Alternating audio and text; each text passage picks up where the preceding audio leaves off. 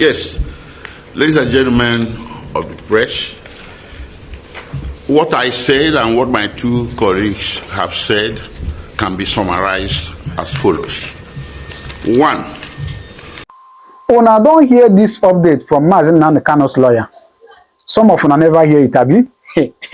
You see, when I tell you that things are happening in Nigeria, some of you don't believe. Some of you don't believe and some don't understand. Things are happening in Nigeria. And I've been looking for a word. I've been looking for a suitable word I will use to qualify Nigeria. I've been looking for a word I've not seen. So please, if you know any word, considering everything that is happening in Nigeria, if you know any word that can be used to qualify Nigeria, drop it on the comment section. Maybe I'll start using that word to qualify Nigeria. Please, just drop a word that can be used to qualify Nigeria. But for now, let me allow you to watch this update from Nnamdi Kanu's lawyer, because Nnamdi Kanu's case was commenced almost over 9 years ago when he was first arrested in Lagos. Recall also that he was then charged with offenses relating to his broadcast on Radio Biafra from his location in London. You can imagine what it means for someone to be on an endless trial that never really happens for almost 10 years and being detained without conviction for 18 months, initially from 2015 to 2017, and again for over 3.5 years from 2021 to the present day. This alone is a gross injustice of its unique kind. Two, it's also to be recalled that after Nnamdi Kanu was freed on bail, Nigeria's army levied these lethal attacks against him that drove him into exile, involuntary exile, from which he was also renditioned in 2021. And recall the decision made in 2018 by the African Union that everything that has happened to the IPOB from 2017 to that very date, and of course, much worse happened after. Recall that those things were declared illegal and unlawful, and as having violated the African Charter at a continental scale. Now, also, the same action, in particular, the proscription of IPOB in 2017, provoked or triggered the rush of litigation that eventually culminated in the ruling of the High Court of Enugu State, declaring that such actions by the federal government of Nigeria against Nnamdi Kanu and IPOB are unconstitutional. So the question to ask is this: why is it that the IPOB, being of Igbo stock, it is not us as legal team making allegations? We have rulings of the international community. In the same vein, we have rulings of municipal courts in Nigeria indicating that what is happening to IPOB is nothing more than an ethnic-driven persecution. 3.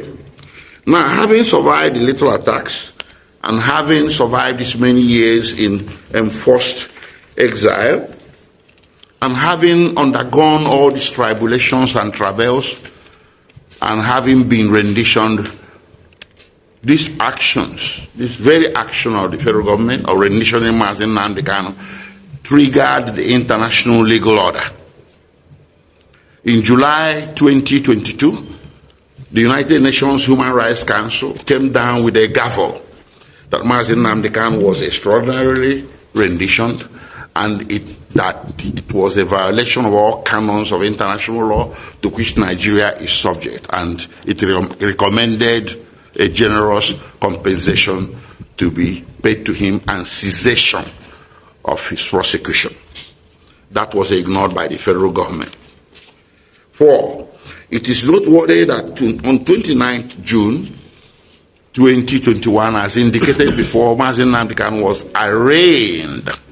Well, you can say produced in court, albeit secretly, through the back door and presented before Honorable Justice Binta Morizala Nyako, who was aware that Mazen Nnamdi Kanu had cancelled a record. The prosecution was aware Mazen Nnamdi Kanu had cancelled a record, not us, his former lawyers. And the DSS was aware of the information of his cancelled record. Everything was on file. Yet, Mazen Nnamdi Kanu, or the court, conducted hearing over the head of Mazen Nnamdi Kanu and remanded him to DSS custody without notice to his counsel, not to talk of presence of his counsel. This is a flagrant violation of Section 36 of the Nigerian Constitution. 5. When you fast forward to October 2022, when the Court of Appeal discharged Mazen Nnamdi Kanu, there was also a judgment issuing from the Federal High Court sitting in Umuahia, which had declared his rendition from Kenya as unconstitutional. It didn't stop there. It went as far as declaring his continued detention in Abuja as unconstitutional. That he jumped bail. By the decision of the Court of Appeal, all the charges for which Onyendu is being tried were quashed for want of jurisdiction and the violation of the Extradition Act of both Kenya and Nigeria. Justice Tsunami of the Court of Appeal, Abuja Division, unlawfully granted an order staying the release of Mazen Nnamdi Kanu.